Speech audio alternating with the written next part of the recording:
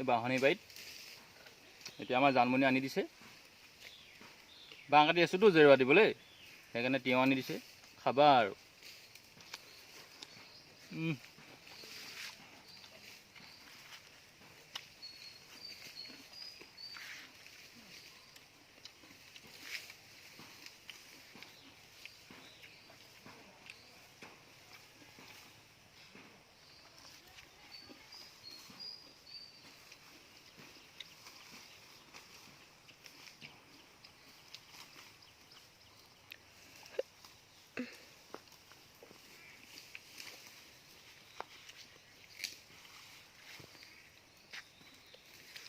মজা